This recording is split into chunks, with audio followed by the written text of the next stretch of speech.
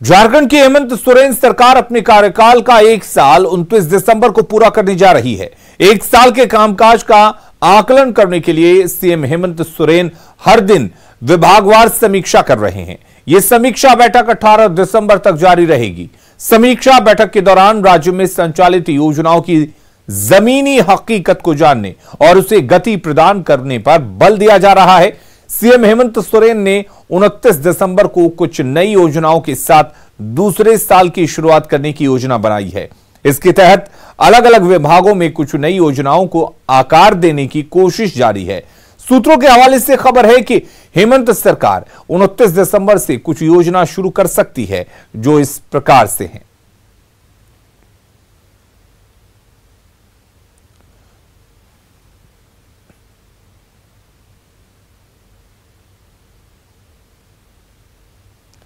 तो 29 दिसंबर से नई योजनाओं की तैयारी हेमंत सरकार कर रही है और इसको लेकर सभी विभागों की समीक्षा बैठक भी चल रही है। दरअसल 1 साल पूरे होने पर कई ऐसी योजनाएं हैं जिसमें बदलाव किया जा सकता है और सरकार नई योजनाएं भी शुरू कर सकती है और इसको लेकर काफी तैयारी की जा रही है इस वक्त हेमंत सरकार की तरफ से।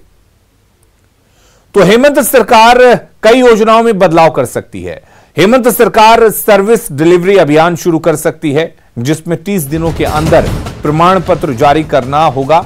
वहीं वनो उत्पाद कोऑपरेटिव सोसाइटी योजना, जिसमें सीधो कानो कृषि एवं वन उत्पाद कोऑपरेटिव सोसाइटी के नाम से लॉन्च करने की तैयारी है। वहीं सरकार पशुधन योजना भी शुरू कर सकती है, जिसमें किसानों की आय बढ़ाने का लक्ष्य रखा गया है। जबकि हेमंत सरकार खेल नीति की भी घोषणा कर सकती है, जिसमें पंचायत से लेकर राज्य स्तर तक खिलाड़ियों की चिन्हित किया गया है और सरकार उन्हें मौका देगी। सरकार नई पर्यटन नीति पर भी काम कर रही है, जिसमें राज्य के पर्यटन स्थलों को विकसित करने का संकल्प लिया गया है। ऐसी कई योजनाएं हैं जिसकी तैयारी सरकार ने कर ली है। इन सभी योजनाओं से आम लोगों को काफी फायदा होगा।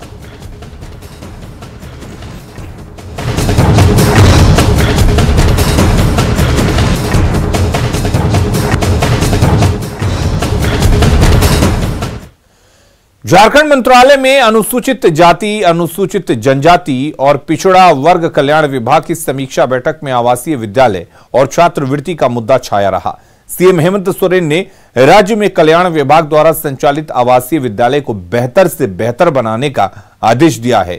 छात्रों को दी जाने वाली छात्रवृत्ति को लेकर सीएम ने विभाग के आवश्यक दिशा निर्देश भी दिए हैं। गया है, उसमें मुख्यमंत्री का कुछ डायरेक्शन भी आया। इसको और जैसे आवासीय विद्यालय वगैरह है, उसका और बेहतर से बेहतर, अच्छा से अच्छा विद्यालय को भी करना है। आज जो भी अभी योजना विभाग की ओर से लिया गया है, उसको भी बड़ा गति देना है। अभी यही सब चर्चा हुआ। गाँव तक कहाँ पानी का समस्या भी है। आज जो योजना लिया गया है या लेने वाला है, वो सारी पर हम लोग चर्चा किया है। राज्य भर से पहुंचे पंचायत सचिवालय स्वयंसेवकों ने आज राजभवन के सामने अपनी मांगों को सरकार के सामने रखा। पंचायत सचिवालय स्वयंसेवकों की माने तो मुख्यमंत्री हेमंत सोरेन ने चुनाव से पहले उनसे अस्थायीकरण और प्रोत्साहन राशि खत्म कर मानदेय फिक्स करने का भरोसा दिया था और आज वो मुख्यमंत्री को उसी वादे को याद दिलाने रांची पहुंचे हैं। स्वयंसेवकों ने बताया कि सीएम आवास से उन्हें हफ्ते भर के भीतर बातचीत का भरोसा मिला है। हालांकि प्रदर्शनकारियों ने सरकार को अपनी मांगों पर विचार करने के लिए 25 दिसंबर तक का अल्टीमेटम दिया है। अगर इस बीच बात नहीं बनती है तो राज्य भर के करीब 18,000 पंचायत सचिवालय स्वयंसेवक अपने परिवार के साथ मोरहाबादी में अनिश्चितकालीन धरना प्रदर्शन करेंगे। पूर्व की सरकार में हम लोगों की बहाली हुई थी पंचायत सचिवालय स्वयंसेवक संघ, जो 17,725 की संख्या में हम लोग पूरे झारखंड में हैं। हम लोग विगत 4 वर्ष से लगातार आंदोलन कर रहे हैं कई प्रकार से, सरकार से अपना मानदेय के लिए और अस्थायीकरण के लिए। पर माननीय मुख्यमंत्री का, माननीय हेमंत सोरेन जी का जब सरकार बनी थी तो उन्होंने वादा किया था कि हम पंचायत सचिवालय स्वयंसेवक संघ का भी मांग को पूरा करेंगे। 1 साल हम लोग कोरोना को देखते हुए हम लोग जो है कई बार सरकार से मिलने का प्रयास किया पर कोई रिप्लाई नहीं आया। मजबूरन हमारे संघ कमेटी ने निर्णय लिया और तब जाके आज एक दिवसीय धरना प्रदर्शन हम लोग किए। हम लोगों का जो मुख्य मांग है हम लोगों का स्थायीकरण और मानदेय को लेके है। आज हम लोग टाउन सीओ के द्वारा हम लोग अभी मुख्यमंत्री आवास गए थे, हमारे 5-6 प्रतिनिधि मंडल के तौर पर। उन्होंने वादा किया है कि एक सप्ताह के अंदर में माननीय मुख्यमंत्री जी से आप लोगों की वार्ता करा देंगे और अगर माननीय, और हमने भी अपने तरफ से बोल दिया कि अगर माननीय मुख्यमंत्री जी के द्वारा, सरकार के द्वारा अगर 25 दिसंबर से पहले तक हम लोगों का मांग को पूरा नहीं किया जाता है तो हम लोग पूरा 18,000 की संख्या में अपने घर परिवार को लेकर हम लोग मोराबादी मैदान के ग्राउंड में अनिश्चितकालीन नई ऊर्जा और नई शक्ति के साथ बीजेपी राज्य सरकार के खिलाफ जन आंदोलन चलाएगी। यह ऐलान किया है बीजेपी के प्रदेश अध्यक्ष दीपक प्रकाश ने। घाटशिला में उन्होंने मीडिया से बातचीत में पंचायत चुनाव को लेकर पूरे राज्य में एक दिवसीय धरना प्रदर्शन किए जाने की भी जानकारी दी। साथ ही भ्रष्टाचार से युक्त और विकास से मुक्त सरकार के खिलाफ सड़क और सदन में आंदोलन की भी घोषणा की। कोल्हान में बीजेपी को मजबूत करने में जुटे दीपक प्रकाश के दौरे का आज चौथा दिन है और आज उनका कारवां जमशेदपुर में है।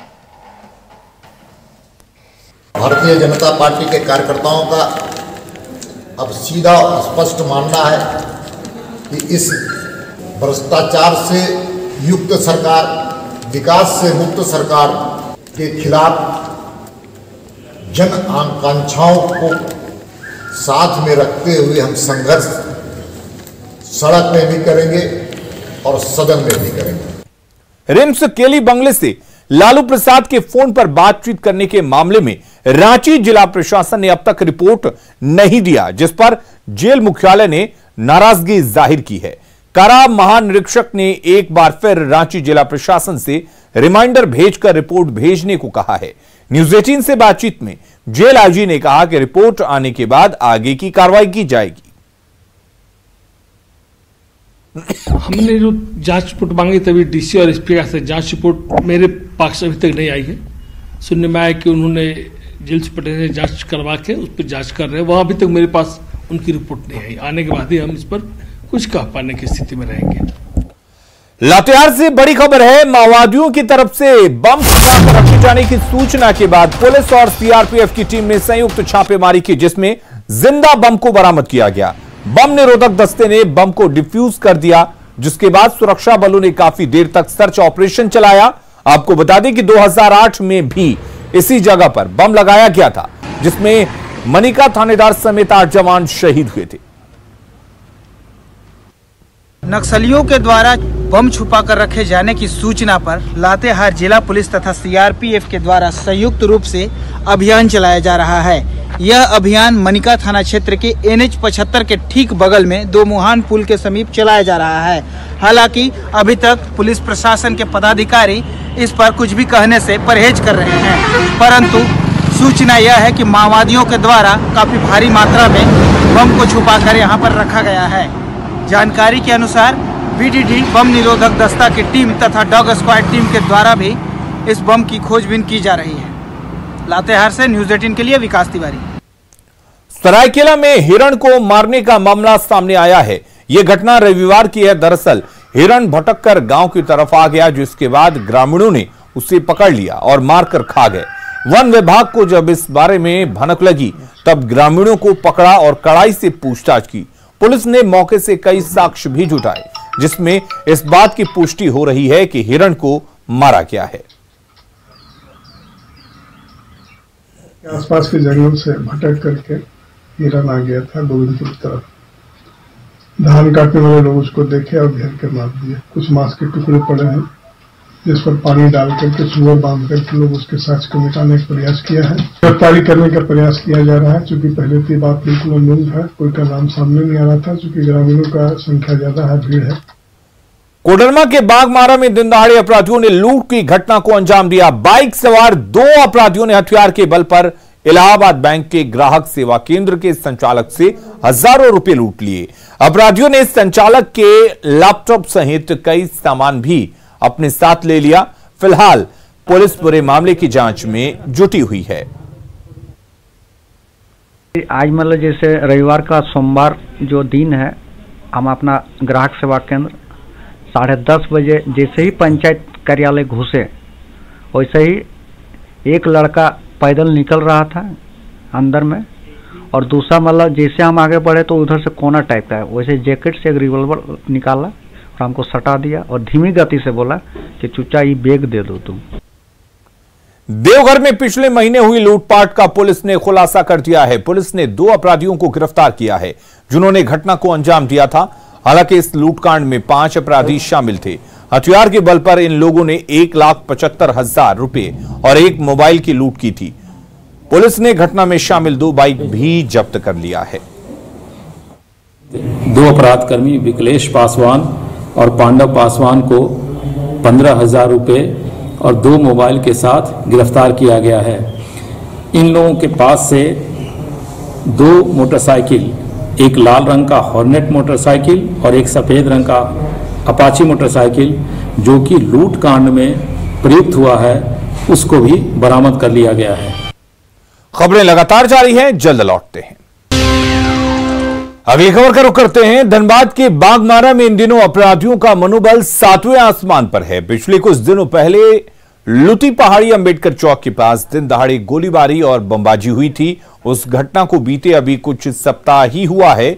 आज फिर एक बार दिन दहाड़े BCCL ब्लॉक 2 से 340 टन स्क्रैप लोहा उठाने का काम राजेंद्र स्टील कंपनी को मिला है। यह कंपनी गुजरात के भावनगर की है। जमुनिया कोलियरी में लोहा स्क्रैप की कटिंग कर रहे कामगारों पर अज्ञात अपराधियों ने गोलीबारी कर दहशत फैलाने की कोशिश की है। बाइक सवार हथियारबंद अपराधियों ने दहशत फैलाने की कोशिश की। हालांकि पुलिस ने फायरिंग की घटना से इनकार किया है।